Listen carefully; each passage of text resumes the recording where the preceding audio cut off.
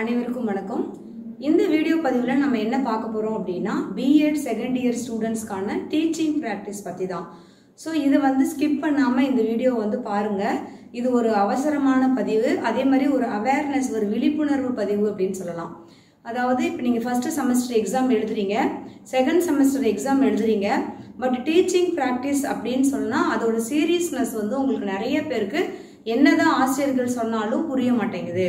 அதாவது 80 நாட்கள் இந்த கற்றல் கற்பித்தல் பயிற்சியில் நீங்கள் கட்டாயம் மேற்கொள்ள வேண்டும். அதே மாதிரி உங்களுக்கு சில உடல்நிலை சரியில்லாத காரணம் இல்லை வேறு சில காரணங்களால உங்களுக்கு அந்த கற்றல் கற்பித்தல் பயிற்சிக்கு செல்ல முடியாத ஒரு சூழ்நிலை இருந்தாலும் அதை நீங்கள் ஓவர் கம் பண்ணி கண்டிப்பாக டீச்சிங் ப்ராக்டிஸ் நீங்கள் 80 டேஸ் போகணும், 16 வாரங்கள். அதே மாதிரி நீங்கள் கற்றல் கற்பித்தல் பயிற்சிக்கு செல்லணும். அந்த பள்ளியினுடைய வேலை நாட்களில் அந்த பள்ளியினுடைய எந்த ஒரு இடைஞ்சலும் உங்களால் இருக்கக்கூடாது. நீங்கள் அந்த பள்ளியினுடைய ஆசிரியர்கள் என்ன வேலைகள் உங்களுக்கு அலாட் பண்ணுறாங்களோ அந்த வேலைகளை நீங்கள் செய்யணும். உங்களோட பாடம் சம்பந்தமான உங்களுக்கு டவுட் இருந்துச்சு அப்படின்னு சொன்னாலும் நீங்கள் நிறைய விஷயங்களை அந்த சீனியர் ஸ்டாஃப் கிட்ட இருந்து கற்றுக்கலாம். அவங்களும் நீங்கள் டீச் பண்ணும்போது உங்களோட பாடம் நடத்தும் போது உங்களை அப்சர்வ் பண்ணுவாங்க. அவங்களோட கருத்துக்களை நீங்கள் ஏற்றுக்கணும். அதே மாதிரி ஒரு ஆசிரியர் அப்படின்னு சொன்னால் அது விருப்பத்தோட, அந்த ஆசிரியர் அப்படிங்கிற ஒரு தொழில் ரொம்பவே ஒரு புனிதமான தொழில். ஆசிரியர் தொழிலுக்கு போனால் நம்மளுக்கு எவ்வளோ சேலரி கிடைக்கும், எவ்வளோ லீவு கிடைக்கும், நம்ம எப்படி இருக்கலாம் அப்படிங்கிறத விட்டுட்டு ஆசிரியர் அப்படிங்கிற ஒரு புனிதமான ஒரு சமுதாய சிற்பிகள் அப்படிங்கிறவங்க இந்த நாட்டுக்கு ரொம்ப தேவை. ஆசிரியரே இல்லாமல் ஒரு சமுதாயத்தை நீங்கள் நினச்சி பாருங்க. அந்த சமுதாய வளர்ச்சி அறிவு வளர்ச்சியிலும் ஆளுமை வளர்ச்சியிலும் எவ்வாறு இருக்கும் அப்படின்னு நீங்கள் திங்க் பண்ணி பாருங்க. ஒரு ஆசிரியர் அப்படிங்கிறவங்களுக்கு நிறைய குவாலிட்டிஸ் இருக்கணும். முதல்ல அந்த நேரம் தவறாமை, பொறுமை, சகிப்புத்தன்மை, மாணவர்களை கையாளக்கூடிய ஒரு திறமை, சூழ்நிலைகளை கையாளக்கூடிய ஒரு திறமை இருக்கணும். அந்த பள்ளியினுடைய சுற்றுப்புற சூழ்நிலைக்கு தகுந்த மாதிரி அப்போ நமக்கு மூத்த ஆசிரியர்களை மதிக்கக்கூடிய பண்பு, அவங்க கிட்ட இருந்து கற்றுக்கொள்ளக்கூடிய பண்பு.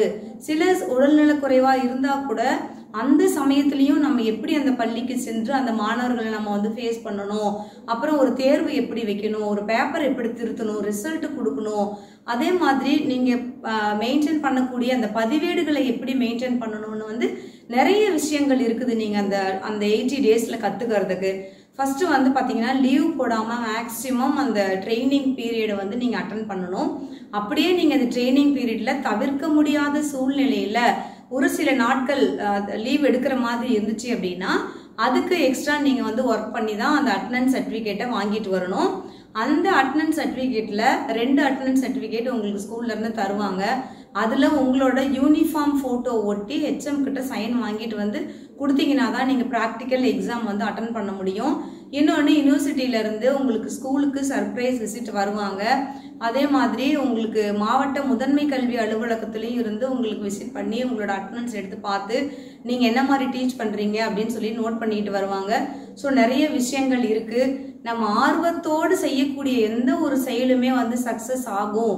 ஆர்வத்தோடு நம்ம இதை செய்யணும், நம்ம டீச்சிங் ப்ராக்டிஸ் எப்படினாலும் நம்ம போகணும், லீவ் எடுக்காமல் போகணும், நம்ம கம்ப்ளீட் பண்ணணும் அப்படிங்கிற எண்ணம் உங்கள் ஆள் மனதிலிருந்து வரணும்.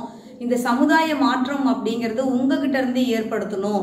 நம்ம ஒருவரும் மாற்றங்கள் ஏற்படுத்தினாதான் அந்த சமுதாயமே ஆசிரியர் சமுதாயமே நல்லபடியாக இருக்கும். அப்படிங்கிறதுக்கு உங்களோட கோல் என்ன அப்படிங்கிறதுனா டீச்சிங் ப்ராக்டிஸ் கம்ப்ளீட் பண்ணி அங்கே டீச்சிங் எய்ட்ஸ் எல்லாம் நீங்கள் ப்ரிப்பேர் பண்ணி மாணவர்களுக்கு காட்டணும். அதுக்கப்புறமா 4th செமஸ்டர் உங்களுக்கு தியரி பேப்பர் தான்.